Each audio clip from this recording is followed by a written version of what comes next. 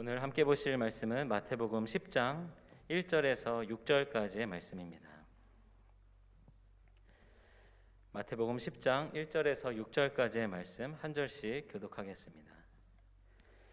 예수께서 그의 12제자를 부르사 더러운 귀신을 쫓아내며 모든 병과 모든 약한 것을 고치는 권능을 주시니라.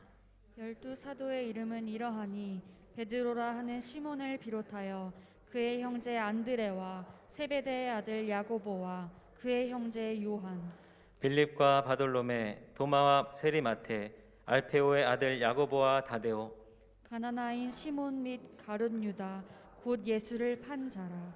예수께서 이 12를 내보내시며 명하여 이르시되 이방인의 길로도 가지 말고 사마리아인의 고을에도 들어가지 말고 오히려 이스라엘 집에 잃어버린 양에게로 가라. 아멘. 메시아 찬양대 그 찬양의 고백처럼 하나님께서 보내시는 그 사명의 자리에서 우리가 설 수 있도록, 또 그리고 그곳에 하나님이 주시는 그 빛과 소명을 감당하는 우리가 되었으면 하는 그런 마음으로 찬양을 듣게 되었습니다. 할렐루야.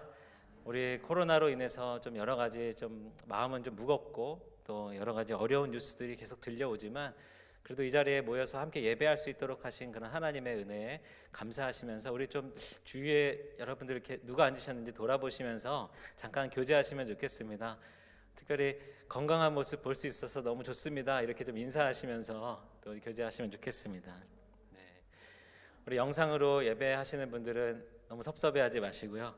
또 우리 건강한 모습으로 다시 또 이 자리에 우리 성전에서 함께 예배하게 되는 날이 속히 오기를 또 간절히 소망해 봅니다. 아까 우리 장로님도 기도해 주셨지만 지금 코로나 상황뿐만이 아니라 또 우크라이나에서 또 어려운 그런 전쟁의 소식들, 그리고 우리나라는 또 특별히 산불 진화는 다 되었지만 이재민들의 그 뉴스를 볼 때면 참 안타까운 그런 마음이 들게 됩니다. 지금 현재 이제 담임 목사님뿐만 아니라 우리 성도님들 가운데도 이제 확진되어서 이제 격리 중에 계시고 또 치료 중에 계신 분들이 계십니다. 또 우리 성도님들뿐만 아니라 우리 아이들, 청년들, 그리고 이제 목회실에 우리 전도사님까지도 이제 확진된 분들이 굉장히 주변에 너무 많은데요. 그러다 보니까 그냥 덤덤하게 이제 소식을 듣게 되는데, 사실은 이러한 때에 우리 성도님들, 우리가 교회가 합심하여서 또 우리 그런 코로나로 인해서 지금 연약함 가운데 있는 분들을 위해서 같이 기도해야 되는 때인 줄로 믿습니다. 하나님의 긍휼의 마음을 우리 가운데 하나님께서 부어주시기를 소망하면서, 또 우리 교회와 우리 성도님들만 기도하는 것이 아니라 우리 나라와 민족을 위해서, 또 그리고 우크라이나에서 고통받고 있는 이들, 또 산불로 인해서 힘겨움 가운데 있는 모든 이들을 위해서 기도하는 그런 저와 여러분들이 되시기를 주님의 이름으로 축원합니다. 이 시간 이제 담임 목사님께서는 계속 로마서 강해를 해오셨는데요. 오늘은 로마서 강해를 잠깐 쉬고 또 이 사순절을 보내면서 특별히 우리를 부르시고 또 우리를 보내시는 그 하나님의 뜻, 그 하나님의 마음을 묵상하면서 오늘 말씀을 나누기를 소망합니다. 저희 집에 이제 아이가 3명이 있습니다. 둘째 딸 하리가 이제 둘째 딸인데요. 이제 6살이에요. 근데 이제 저에게 툭하면 자주 이렇게 질문을 하는 게 있습니다. 아빠는 커서 뭐가 되고 싶어? 라고 이렇게 물어봅니다. 그러면은 저는 이제 바로 대답하기보다는 하리는 커서 뭐가 되고 싶은데? 라고 이제 되묻게 되는데요. 그러면 이제 하리는 나는 커서 인어공주가 될 거야 라고 이렇게 대답을 합니다. 실제로 이제 유치원에서 이제 자기 그런 소개하는 것, 이제 그런 것들 그림으로 또 글씨로 표현한 것을 이제 가져왔는데, 아마도 이제 선생님께 얘기한 걸 선생님이 글씨로 적어주신 것 같은데요. 장래 희망에 에리얼이라고 써 있더라고요. 이제 에리얼이 그 인어공주에 나오는 그 주인공 이름인데, 그러니까 저희 딸 하리는 진짜 인어공주가 되고 싶은 그 마음이 진심인 것 같습니다. 그래서 이제 그 질문을 하도 많이 해가지고 저에게 이제 질문을 하면 저는 바로 이제 요즘은 아빠는 인어 왕자가 될 거야 이제 이렇게 대답해 주곤 합니다. 그러면 이제 너무 좋아하는데요.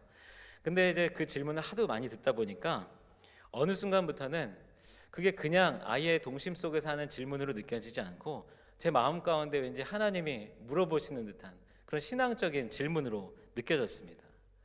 지금 저는 다 어른이 되고 이미 이제 목사가 되어서 목회를 하고 있고 다 컸다라고 생각했기 때문에 그 아이의 질문이 너무 엉뚱하고 재밌었던 것인데, 자꾸 그 질문을 듣다 보니까 지금 나는 더 자라나서 더 커서 정말로 하나님이 원하시는 무언가가 되어야 할 텐데, 그러면 정말로 뭐가 되어야 할까? 우리가 하나님 안에서 다 하나님의 자녀인 줄로 믿습니다. 그리고 우리가 자녀됨은 사실은 하나님이 부르시는 그날까지, 우리 나이가 얼마가 됐던, 우리가 사회에서 어떤 생활하고 이제 다 은퇴했던 이런 것을 떠나서 하나님이 부르시는 그날까지 우리는 하나님 앞에 계속해서 성장해 나아가는 믿음의 자녀인 줄로 믿습니다. 그렇다고 한다면 지금 이 자리에 계신 우리 성도님들 가운데는 이미 다 이제 오랜 세월을 사셨고 또 사회에서도 여러 가지 일들을 하시다가 다 은퇴하신 분들도 이제 많이 계실 텐데요. 그럼에도 불구하고 제가 한번 여쭤보겠습니다. 여러분들은 커서 뭐가 되고 싶으신가요? 너무 엉뚱한 질문이죠. 그런데 하나님 안에서 우리의 신앙생활 가운데서 하나님은 계속해서 우리가 성장하기를 원하시고 하나님의 뜻 가운데서 그 하나님이 맡겨주시는 일들을 감당하기를 원하시는 줄로 믿습니다. 빌립보서 3장 12절에서 14절 말씀을 보게 되면 내가 이미 얻었다 함도 아니요 온전히 이루었다 함도 아니라 오직 내가 그리스도 예수께 잡힌 바 된 그것을 잡으려고 달려가노라. 형제들아 나는 아직 내가 잡은 줄로 여기지 아니하고 오직 한 일 즉 뒤에 있는 것은 잊어버리고 앞에 있는 것을 잡으려고 표대를 향하여 그리스도 예수 안에서 하나님이 위에서 부르신 부름의 상을 위하여 달려가노라. 사도 바울의 고백입니다. 사도 바울이 이제 막 예수님을 만나고 사역을 막 시작하면서 사도로 이제 부르심을 받고 보내심을 받는 그 가운데서 고백한 내용이 아니라 오랜 기간 동안 사역하면서 수많은 교회들 가운데서 전도하고 놀라운 하나님의 일들을 행하면서도 사도 바울은 늘 이렇게 고백하고 있었습니다. 지금 내가 다 얻은 것도 아니고 다 이룬 것도 아니고 완전히 잡은 것도 아니라고. 사도 바울은 하나님이 부르시는 그날까지 끝까지 이렇게 긴장의 끈을 놓지 않고 하나님이 주신 그 사명을 감당해 나아가겠다, 이렇게 고백하고 있는 것입니다. 그러면 아까 제가 커서 뭐가 되고 싶으세요? 라고 여쭤봤는데요. 그 질문을 이제 바꾸겠습니다. 하나님은 진짜 우리가 뭐가 되기를 원하실까? 오늘 이 말씀을 통하여서 우리가 이 질문을 묵상하기를 원합니다. 이제 사순절 절기를 보내고 있습니다. 이 사순절 절기에는 특별히 이제 예수님의 사역, 특별히 예수님의 고난과 십자가의 사명 감당하시는 그 내용들을 우리가 많이 묵상하게 되는데요. 그런데 이제 전체적으로 사실 이 사순절 기간에는 예수님이 십자가를 지시기까지의 그 긴 여정, 어떻게 하나하나 준비하시면서 그 십자가의 자리까지 가시는가, 이것을 묵상하는 절기가 사순절기입니다. 그런데 이제 그렇게 묵상하다 보면, 예수님에게만 초점을 맞춰서 묵상하다 보면 마음이 좀 어려워집니다. 너무 부담스러워집니다.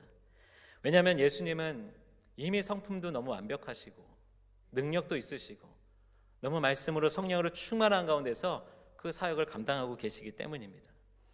그러다 보니까 예수님에 대해서 묵상하면서 예수님처럼 살기를, 예수님의 성품 담기를, 물론 우리가 그런 소망과 노력으로 살아가야 하지만 자꾸 그렇게만 묵상하다 보면 저는 그렇습니다. 너무 부담스럽습니다.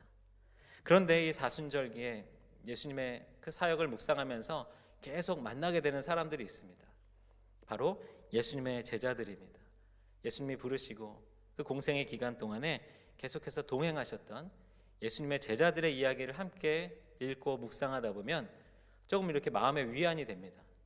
왜냐하면 복음서에 나오는 이 제자들의 모습은 매번 예수님께 혼나고 부족한 모습이고 예수님이 가르쳐 주셔도 잘 이해도 못하고 심지어는 마지막 순간에 깨어서 기도해달라고 말씀하셨는데 3번이나 예수님이 다시 깨우셔도 계속 졸고 있었던 모습, 그리고 서로 제자들끼리 이 중에서 누가 큰 자다라고 말다툼을 하기도 하고 나중에 예수님의 오른편에 왼편에 내가 큰 자리, 높은 자리 한 자리씩 내가 해야지, 그런 생각들을 가지고 있는 이 제자들의 모습을 보다 보면 조금 위안이 됩니다. 그런데 예수님께서 이 땅 가운데 오셔서 그 공생의 기간 동안에 십자가의 사역을 준비하실 때에 특별하다고 느껴지는 것은 예수님이시라면 그냥 이 땅에 오셔서 말씀 잘 전하시고 선포하시고 기적 행하시고 그리고 십자가를 감당하셨으면 됐을 텐데 예수님은 그렇게 혼자 그 모든 것을 다 이끌어가지 않으시고 동역하는, 함께하는 제자들을 부르셨다라는 것입니다. 앞서 커서 뭐가 되기를 원하십니까? 하나님은 우리가 뭐가 되기를 원하실까? 이런 말씀을 드렸는데요. 이 질문에 대한 첫 번째 대답은 제자입니다.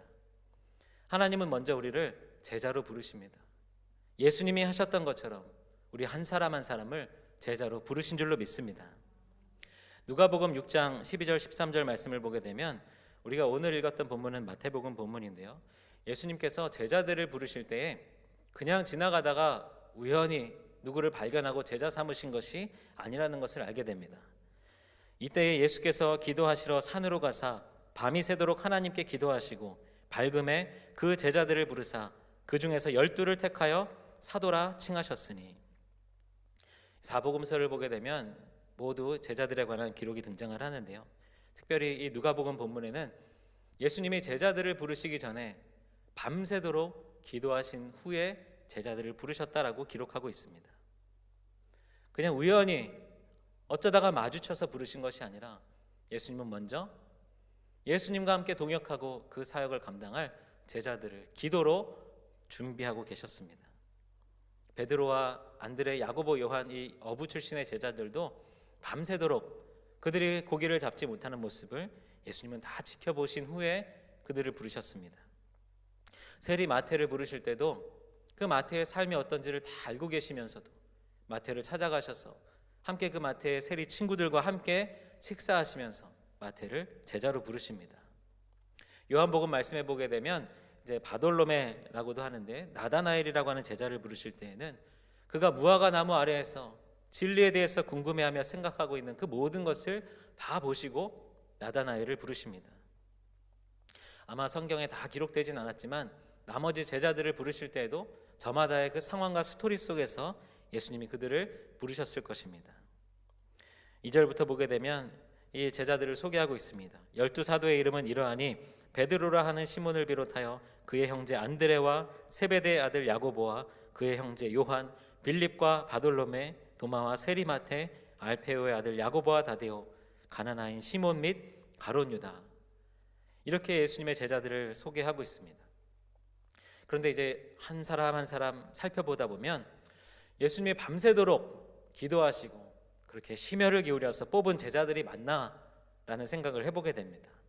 아까 말씀드린 대로 이 제자들은 복음서에 나오는 그 모습을 보게 되면 한결같이 부족한 모습이었고, 그리고 베드로도 예수님 앞에서 큰 소리는 크게 쳤지만 결국엔 3번이나 예수님을 배반했던 사람이었고, 저마다 높은 자리에 대한 욕심도 있었고, 야고보와 요한은 우레의 아들이라고 불릴 정도로 과격하고 거친 성격을 가진 사람들이었고, 그리고 예수님이 부활하신 이후에 다른 제자들이 다 만나보고 지금 예수님 부활하셨다라고 이야기해도 동료 제자들의 말까지도 믿지 않았던 사람이 도마였습니다. 아까 나다나엘을 말씀드렸는데요. 이 나다나엘은 나사렛에서 무슨 선한 것이 날 수 있겠느냐라고 이야기하면서 예수님의 출신지에 대해서 편견을 가지고 있었던 사람이 나다나엘입니다.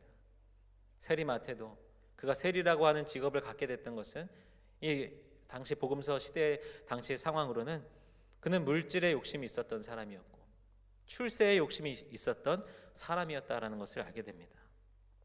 그리고 나중에 예수님을 팔았던 가룟 유다까지 생각해 보면 예수님 정말로 밤새도록 기도하시고 뽑으신 게 맞나, 그런 생각을 해보게 됩니다. 하지만 그럼에도 불구하고 예수님이 기도하시고 한 명 한 명 정말 심혈을 기울여서 부르신 제자들이 맞다는 것을 고백하게 됩니다. 이 시간 저와 여러분들도 하나님께서 그냥 우연히 어쩌다 보니까 구원해 주신 것이 아니라 한 사람 한 사람 먼저 간절히 기도하시면서 지켜보시고 하나님의 계획 속에서 우리를 제자로 부르신 줄로 믿습니다. 제자들과 비교해보면 우리도 마찬가지 아닙니까? 여전히 부족하고 하나님을 믿는다라고 하지만 여전히 세상에서의 우리가 추구하는 욕심이 있고 물질적인 것도 아직도 내려놓지 못하고 성격으로 보게 되면 불같이 흥분할 때도 있고 화를 낼 때도 많고 또 누군가의 신뢰관계 속에서 있다가도 어느 순간 그 마음을 저버리고 배신도 하게 되고 우리의 모습 가운데도 이런 제자들의 모습이 있습니다. 그렇기 때문에 예수님은 이들을 먼저 부르시고 이들과 동행하시면서 이들에게 말씀을 가르치시고 이들을 훈련시키셨습니다. 오늘 우리가 읽은 본문 1절 말씀을 보게 되면 예수께서 그의 12제자를 부르사 더러운 귀신을 쫓아내며 모든 병과 모든 약한 것을 고치는 권능을 주시니라. 예수님이 이제 제자들을 둘씩 짝을 지어서 전도 여행을 보내시는 그런 말씀입니다. 예수님께서 이들을 보내실 때 그냥 보내신 것이 아니라 병 고치는 능력, 귀신을 쫓는 능력, 약한 것을 고치는 권능을 주셨다라고 기록하고 있습니다. 오늘 우리가 하나님의 제자라고 고백한다면 이 시간 우리에게도 이런 권능을 주셨음을 믿으면서 우리 주변에 여전히 특별히 코로나로 인하여서 어려움 가운데 있는 이들을 위해서 우리가 기도하며 하나님의 역사를 구해야 될 줄로 믿습니다. 예수님께서는 이렇게 제자들에게 능력을 주시고 영적 전쟁할 수 있는 무기를 주시고 이들을 보내셨습니다. 그리고 이들이 그 전도하고 돌아온 이후에 마가복음 6장 30절 말씀에는 그 전도의 사역의 결과를 이렇게 보고하는 장면이 있습니다. 사도들이 예수께 모여 자기들이 행한 것과 가르친 것을 낱낱이 고하니.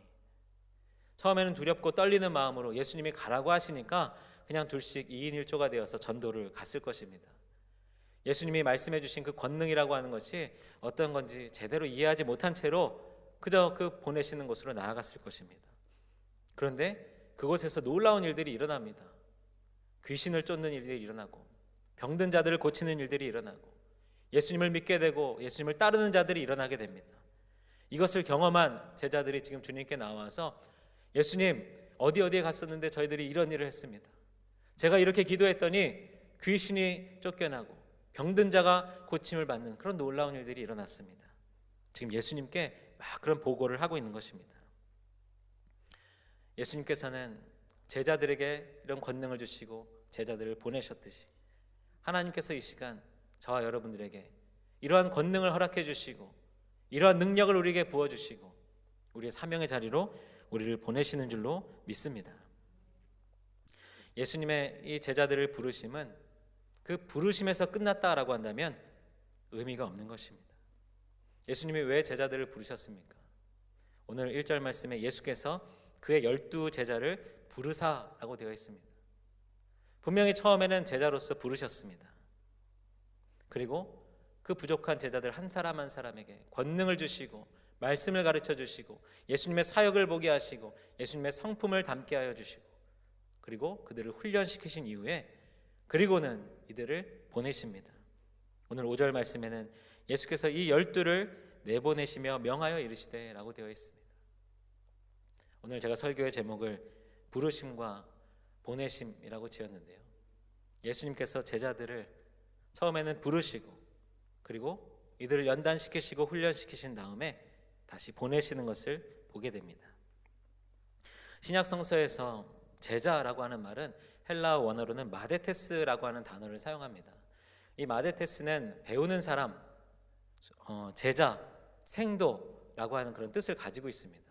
그런데 단순히 어떤 지식을 배워서 습득하는 그런 배우는 사람이라기보다는 스승의 삶과 스승의 어떤 행동들을 통하여서 경험을 통하여서 체험을 통하여서 배우는 그런 배우는 사람들을 의미합니다. 우리가 영어로 제자라고 했을 때 disciple이라고 하는 그런 단어를 사용하는데요. 영어에서 훈련하다라고 하는 단어가 이제 discipline입니다. 그러니까 이 말이 사실은 같은 어원에서 시작했다라는 것을 알 수 있습니다. 제자로 부르셨다고 한다면 우리가 제자로 살아가길 원한다고 한다면 우리는 이 훈련의 과정을 반드시 거쳐야만 됩니다. 훈련이 없이 제자가 될 수 없습니다. 제자로 부르셨는데 훈련하지 않고 제자로 있을 수가 없습니다. 오늘 이제 복음서를 보게 되면 이제 이 12제자에 대하여서 사복음서를 이제 기록한 저자들이 이제 이들을 제자라고 표현하다가 이제 성경을 읽다 보면 이들이 계속 제자라고 나오다가 어느 순간 이들을 지칭하는 호칭이 사도로 바뀌는 순간이 있습니다. 이제 요한복음 말씀에는 계속 이 제자들을 끝까지 제자라고만 이제 호칭을 하는데요. 특별히 마태복음과 마가복음에는 이 제자들에서 제자라고 하는 표현은 굉장히 많이 등장을 하는데 이들을 사도라고 말하는 순간이 딱 한 번 있습니다. 그것이 바로 오늘 우리가 읽었던 본문의 상황입니다. 예수님께서 제자들을 부르시고 권능을 주시고 그리고 전도하러 그 사역의 자리로 보내실 때에, 그때 이 마태와 마가를 기록한, 이 복음서를 기록한 저자들은 계속 제자라고 기록하다가 그 순간 이들을 사도라고 기록하고 있습니다. 사도라고 하는 단어는 헬라어로는 아포스톨로스라고 하는 단어를 사용합니다. 이 단어는 보내심을 받은 자라고 하는 뜻을 가지고 있습니다. 예수님께서는 제자로 부르시고 그리고 그들을 훈련시키시고 사도로, 사명의 자리로 보내시는 것입니다. 우리 사랑하는 성도 여러분, 예수님이 그러셨던 것처럼 하나님께서는 오늘 이 시간 우리를 제자로 부르시고 다시 그 사명의 자리로 보내시는 줄로 믿습니다. 아까 커서 뭐가 되기를 원하십니까? 라고 제가 여쭤보고, 첫 번째는 제자입니다 라고 말씀드렸는데요, 두 번째는 사도입니다. 그런데 지금 요즘 교회에서는 우리 교회 전통 속에서 우리를 사도라고 스스로 지칭하는 것은 금하고 있습니다. 왜냐하면 이 사도라고 하는 것은 예수님이 부활을 직접 목격한 사람들, 예수님께 직접 말씀을 듣고 가르침을 받은 사람들, 예수님의 공생의 기간 동안에 함께했던 사람들, 이 사도의 조건을 가지고 그 사도라고 호칭을 이 초대교회에서 그 이후로는 사용을 하지 못하게 합니다. 그런데 그런 의미에서 사도라고 하는 것이 아니라 이제 보내심을 받은 자, 예수님께서 부르셔서 제자로서 훈련받게 하시고 연단하시고 이제 사명의 자리로 보내시는 그 보내심을 받은 이들, 그 의미로서 우리는 보내심을 받은 자, 사도로 살아가기를 꿈꿔야 될 줄로 믿습니다. 예전에도 한번 기회가 되어서 말씀드린 적이 있는데요, 우리가 교회에서 소명, 사명 이런 단어들을 비슷한 의미로 혼용해서 사용을 합니다. 근데 정확하게 구분을 하자면 소명이라고 했을 때 이 소자는 한자로는 부를 소자를 사용합니다. 그러니까 이 소명이라고 하는 것은 정확하게는 하나님께서 택하셔서 구원받도록 천국 가운데 이르도록 우리를 부르신 것, 그 하나님의 부르심을 받은 자들이 소명을 받은 자다라고 할 수 있습니다. 이 자리에 계신 저와 여러분들은 예수 그리스도를 믿음으로 시인하면서 하나님의 그 은혜를 고백하고 그리고 그 천국을 소유한 소명을 받은 자인 줄로 믿습니다. 그런데 사명은 조금 다릅니다. 사명에 사용되는 이 한자 사라고 하는 한자는 사신사자, 보낼 사자를 사용합니다. 그러니까 하나님께서는 소명을 주셔서 우리를 구원하여 주시고 택하여 주시고 자녀 삼아 주신 이후에 사명을 주셔서 우리를 보내시는 것입니다. 그 사명의 자리는 아마도 각자의 상황과 환경 속에서 다 다르게 나타날 것입니다. 직장과 또는 학교와 공동체를 통하여서 나타나기도 하고, 또는 교회나 봉사의 자리나 섬김의 자리 또는 직분을 통하여서 이 사명의 자리는 다를 수 있습니다. 그러나 한 가지 부인할 수 없는 똑같은 한 가지는 하나님께서 보내신다라고 하는 것입니다. 제자들의 모습, 아까 제가 복음서를 보면은 사순절 절기에 묵상하더라도 좀 위안이 된다라고 말씀을 드렸는데요, 근데 말씀을 보다가 이제 사도행전으로 넘어가면 다시 이 제자들의 모습도 부담스럽게 다가옵니다. 오순절 성령 강림 사건을 경험한 이후에 이들은 복음서에 나타났던 그 모습과는 완전히 다른 모습으로 성령 충만함을 입어서 예수님이 말씀하신 대로 땅끝까지 그 복음을 들고 나아가는 것을 보게 됩니다.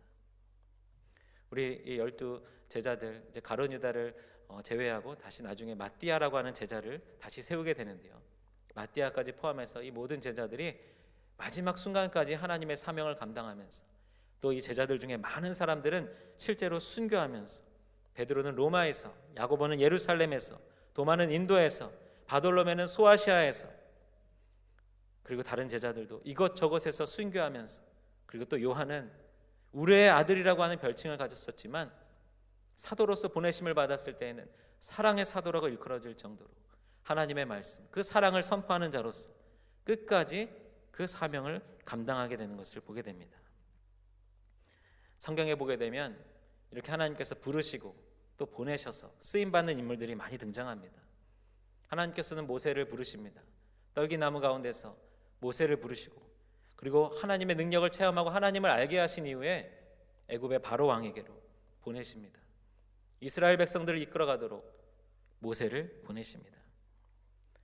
목동으로 광야에서 양을 치던 다윗에게 찾아오셔서 하나님을 알게 하시고 하나님을 찬양하는 것을 기뻐하게 하시고 그리고 사자를 이기게 하시고 곰을 이기게 하시고 그 놀라운 경험 속에서 다윗을 훈련시키신 하나님께서는 그를 다시 이스라엘의 지도자로 보내십니다. 요한복음 6장 38절에서 39절 말씀을 보게 되면 내가 하늘에서 내려온 것은 내 뜻을 행하려 함이 아니요 나를 보내신 이의 뜻을 행하려 함이니라. 나를 보내신 이의 뜻은 내게 주신 자 중에 내가 하나도 잃어버리지 아니하고 마지막 날에 다시 살리는 이것이니라. 예수님께서도 똑같이 보내심을 받아서 이 땅 가운데 오셨습니다. 그리고 보냄받은 자가 어떻게 그 사명을 감당해야 하는지 보여주십니다. 보내신 이의 뜻을 따라서, 바로 하나님의 뜻을 따라서 그 사명의 자리에서 섬기는 것입니다. 그런데요, 오늘 이 말씀을 묵상하면서 우리가 더 깊이 생각해야 될 것은 어쩌면 하나님께서 부르시고 그 부르심을 받아서 이 은혜의 자리 가운데는 있지만 정작 보내시는 그 보냄을 받은 사명의 자리 가운데는 나아가기를 주저하는 모습이 우리 가운데 있지 않은가 생각해 보게 됩니다. 베드로와 야고보, 요한이 변화산에서 예수님의 모습이 변형되시는 것을 경험하고 모세와 엘리야까지 보고 난 다음에 여기에 있는 것이 좋사오니 여기서 초막셋을 짓고 여기서 살기를 원합니다 라고 말했지만 예수님은 이들과 함께 다시 내려오십니다.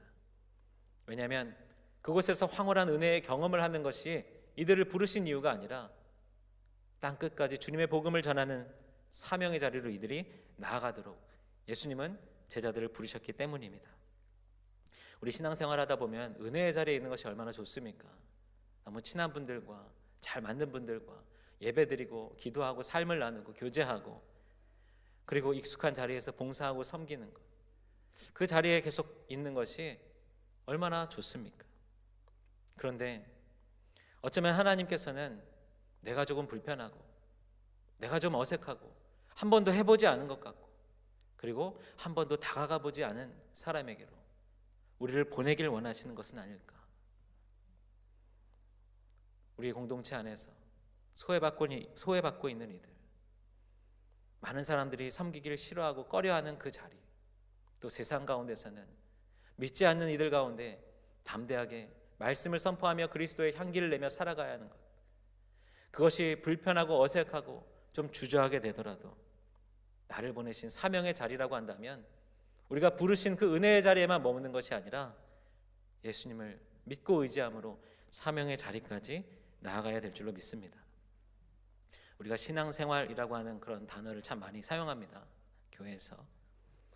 그런데 이 신앙생활이라고 하는 단어에서 그 중심이 생활에 있게 되면 그저 살아가는 것이 목적이 됩니다. 좀 더 잘 사는 것, 평안하게 사는 것, 어려움 없이 생활하는 것, 그리고 거기에 신앙은 우리가 잘 살도록 평안하게 살도록 돕는 것, 그 정도로 여기게 됩니다. 하지만 신앙생활에서 우리의 중심이 가야 할 것은 생활이 아니라 신앙인 줄로 믿습니다. 먼저 주님을 향한 믿음이 온전히 서게 되고 믿음을 따라서 우리의 삶 가운데 주님 주시는 사명을 따라서 살아가게 된다고 한다면 바로 그 믿음대로 하나님이 계획하신 대로 주님의 사명을 온전히 감당하게 될 줄로 믿습니다. 마태복음 10장 16절 말씀에는 보라 내가 너희를 보냄이 양을 이리 가운데로 보냄과 같도다. 그러므로 너희는 뱀같이 지혜롭고 비둘기같이 순결하라 라고 말씀하셨습니다. 우리가 나아가야 할 사명의 자리는 사실 이런 자리입니다. 이리들이 넘쳐나고 우리의 사명을 멈추게 만들고 그 사명을 감당하는 것이 두렵고 어렵게 만드는 그런 자리들입니다. 하지만 그럼에도 불구하고 그 자리 가운데로 나아가서 하나님이 원하시는 맡기시는 그 사명을 온전히 감당해내는 것. 요한복음 12장 24절 말씀에 내가 진실로 진실로 너희에게 이르노니 한 알의 밀이 땅에 떨어져 죽지 아니하면 한 알 그대로 있고 죽으면 많은 열매를 맺느니라. 하나님께서는 우리가 커서 뭐가 되기를 원하실까? 우리의 신앙이 자라나서 늘 은혜의 자리, 그 부르심의 자리에만 머물러 있는 것이 아니라 조금은 힘들고 어려워도 그 훈련과 연단의 과정을 담대하게 이겨내고 우리가 불편할지라도 어색할지라도 자신감이 없을지라도 믿음을 가지고 그 사명의 자리로 나아가기를 하나님께서는 원하고 계신 줄로 믿습니다. 우리 사랑하는 성도 여러분, 지금 우리에게 마음을 주시는 그 사명의 자리는 어디입니까? 주저하지 마시고 주님 의지하는 믿음을 가지고 그 사명의 자리 가운데 담대히 나아가시는 저와 여러분들 되시기를 주님의 이름으로 축원합니다.